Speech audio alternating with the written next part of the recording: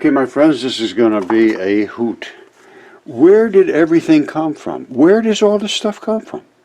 Well, they say it was from a Big Bang, but let's talk about this. Everything that has ever existed or ever will exist has been made possible by some permutation or combination of the elements found on a periodic table. The colorful array of elements holds an entire universe of information. These are everything that matter is made of. These are the particles. Now, where did they come from? How did they become these sizes? Well, let's talk about it. The periodic table makes our lives much easier, but also more difficult, all at the same time. It not only helps us remember and understand our elements, but also gives rise to deep existential questions, such as how did these elements come into existence? Where did they come from? Well, let's talk about the Big Bang. Okay, this is space.com. I look for the latest theory that they have, which just came out in January 10th of 2022. What is the Big Bang Theory? Now, they're going to sum it up for us, I hope. The Big Bang Theory is our best guess about how the universe began. All right?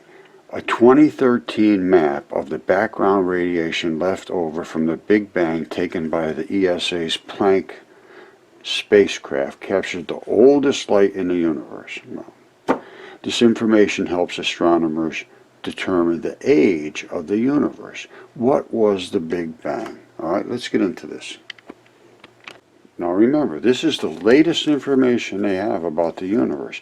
What was the Big Bang? The Big Bang Theory is the leading explanation for how the universe began. I can tell you right now, I have absolutely no idea of how the universe came to be. I would say it's here. I have to go with the fact that it is here. We're all experiencing basically the same things. You know, we just see things a little differently, but basically they are the same things are happening material-wise. How that happened, no clue how it got here. However, I do understand that it was not this way. Simply put, it says the universe as we know it started with an infinitely hot and dense single point that inflated and stretched. First at unimaginable speeds, and then at a more reasonable rate, sort of flowing out now, over the next 13.8 billion years to the still expanding cosmos that we know today. Now, they're assuming a lot of things. Where did they come up with that 13.8 billion years ago? And how could it possibly start from nothing and everything come out of it? And then how could everything that came out of it never change? They're saying every molecule that came out, every element, say there's a ton of this stuff, there's still going to be a ton of it somewhere. There's 5 tons of this and 10 tons of that. It's all around, never going to go to anything other than what it was made when that Big Bang happened. I say that's not true. And I say these molecules, these elements, can be changed. We know isotopes can decay and change. We know there's nuclear radiation can happen. Well, guess what? They don't understand the atom. The atom is made of electrons. And those electrons are worked with and construct proteins and all kinds of things because of bacteria. Bacteria fix everything. You could destroy the ground, and in 3 years the bacteria the microbes in the ground will make that earth usable again to grow stuff. It takes about 3 years, for it to replenish itself with the bacterial breakdown of that soils into something that the plants can eat again, because plants ate all of these matter that the microbes had reconstructed, and now they have to reconstruct more. Otherwise, they don't have the elements to grow. It's as simple as that. It's very, very simple, basically. All right, this is really what we need to reach out to is young minds, frontiers for young minds. Bacteria have superpowers to recycle soil nutrients. Well, how do they do that? It goes down through this whole thing about the chemistry of life, and it is very, very good. And all of these different materials that make up the soils and so forth. But as you consume the good stuff in the soils, you have to replenish it. And the microbes do that. And it's a process of transformation of the elements. Bacteria are responsible for recycling and transforming the elements on Earth, and they perform the task thanks to the superpowers encoded in their genes. Well, in their genes is nothing more than they're talking about enzymes and bacteria. So let's talk about that. All right, so don't forget now, this is science ABCs. Where did the elements come from? The appearance of matter, the appearance of protons, the appearance of neutrons, this. And the conclusions, well, here's the conclusion they came, is that the periodic table makes our lives easier, but more difficult, because nobody can explain it, really. Where did they come from? How did they become into existence? Nobody knows. But I can tell you, they were not stuck. Like it says, everything has ever existed or ever has been made possible by the periodic table. Now they say that all the metals and every element is just made, and it's never going to change. Nobody can redesign those elements. Well, I don't say that's true at all, and I think they're missing the boat on nuclear remediation in some of these places, because I believe you can change those particles down to stability, and I don't think it's all that hard. Here's another one just came in a minute ago. Science alert. First explosion of life on Earth made an impact deep under the surface. This just came in minutes ago. For scientists, it shows the connected interplay between Earth's surface and what lies beneath, as sediments carrying organic material are pushed under the ground over vast geological timescales through subduction. Well, let's see what they have today about this subduction. Okay, my friends, so they are looking under the Earth to see what's being pushed up to the top of the Earth, and upheaval and all that. Well, I say there is upheaval, absolutely, but it's not the kind of upheaval they're talking about. I'll explain uno momento, but before I do, this down here is about 1,000 feet. And this up here is like 1,500 feet. So it's going up these places here. And this is the runoff between these little channels. And it's kind of strange looking. And it runs a very long distance, the same exact shape. You see all these little scaly looking things? You see them? They almost look like some kind of scales. And again, down here it's where are we at? 1,000 feet, 1,016 feet, and up here we're at 1,379 feet. So it's going up. So everything drains off and runs off, which you can see. And again, this very interesting pattern. Consistently here, over and over and over and over and over, and all this runoff. Very consistent, no difference whatsoever. Let's take a little further distance back out, because there's another layer in here that is the same sort of situation. You see it, and it has all these little patterns and bumps, and very strange that it should just be laying there right next to this. And you know, the funny thing is, they call this the Dragon River, and it appears to be at the head, you know, the neck of a dragon, and this appears to be the head of the dragon right here. Follow me slowly. This is the tip of his nose, very, very tip. Under here, he was spitting out venom, and the venom is really nasty. I mean, look at this nasty, nasty, nasty venom. That is what's coming out of his nasty throat. I mean, that's as nasty as it gets. Now, so that sort of obscures down here. But this, remember I showed you all the way down here? I don't have to remember, oh, it's in me. Now, it goes all the way down here. And what happens down here? It got cut. It got cut. That's where the damn thing, all this throat, blood ran out. You see that? That's blood.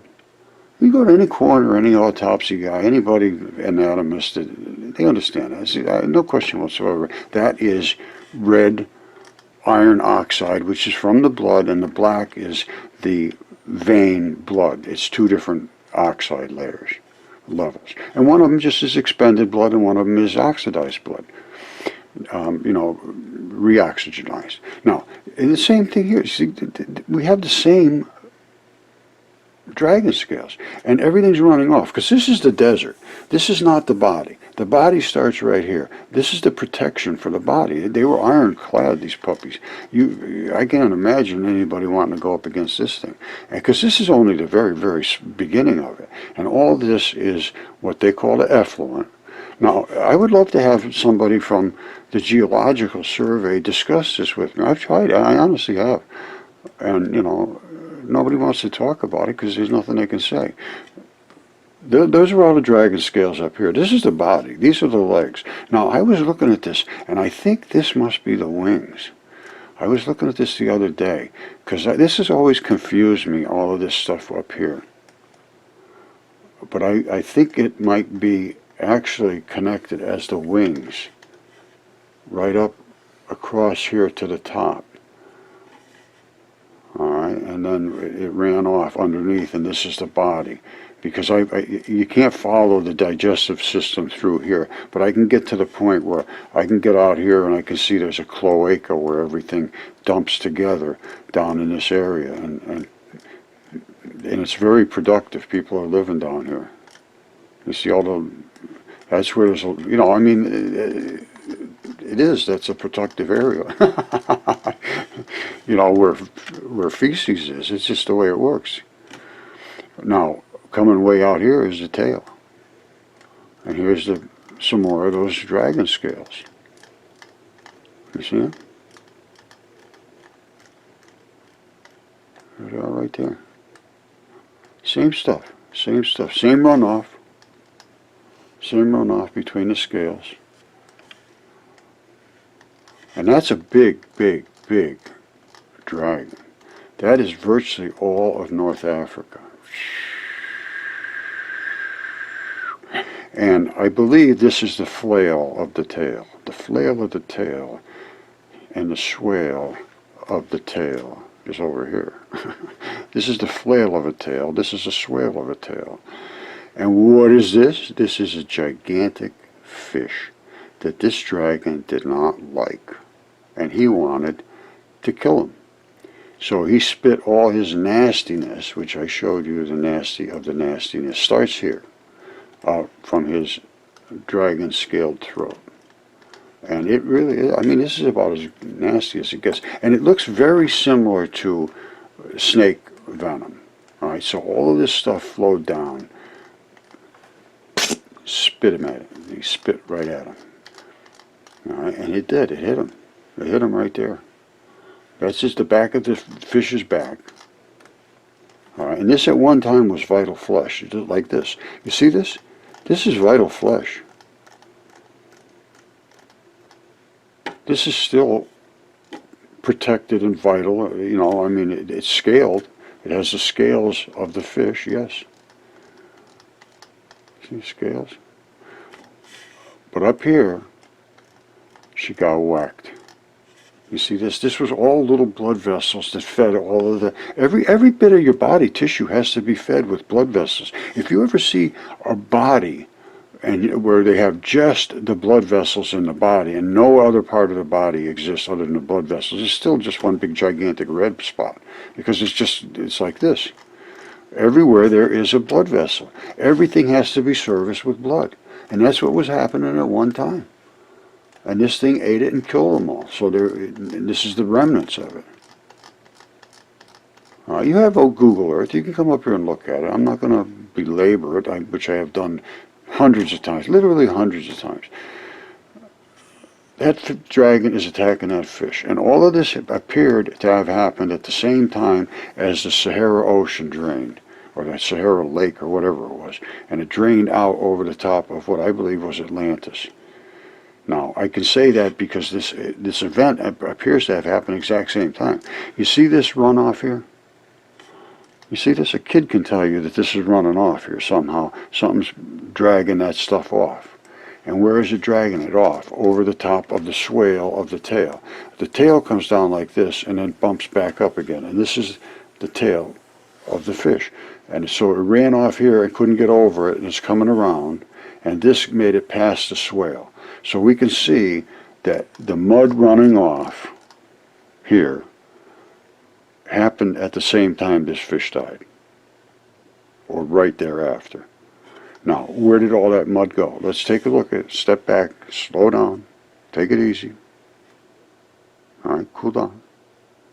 No rush. This was apparently an ocean, or a gigantic lake, because you can see the mud running off. Now let me twist this so that makes a little more sense.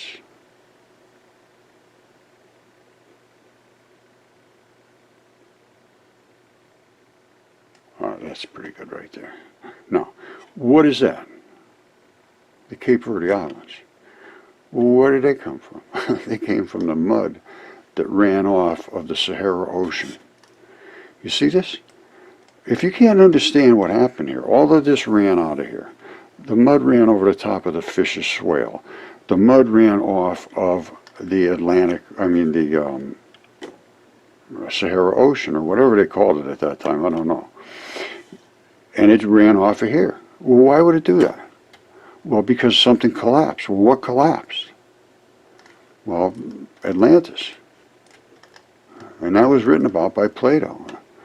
And all of this stuff ran all the way. You can see it running across here, dragging all this stuff out. Now, what he said, it was right outside the Straits, and everybody said the Straits of Hercules. I say no, not the Straits of Hercules. These straits right here. And this would have been a real powerful vantage point to have as a gate to that ocean. And they said Atlantis was fabulously rich because it controlled the straits. And this, you could see it all drained around here Atlantis and drained over Atlantis. And there was a lot of shipping and docks. It looks to me, take a look at it for yourself. If you understand, you know, what boat docks look like, this looks like it to me. This is a ring. This is one of the rings. These are like channel looking things that come in. And then you get right down to here. And they actually look like little boat slips. You see them? They're all over the place. Now, I don't know if that's right or not.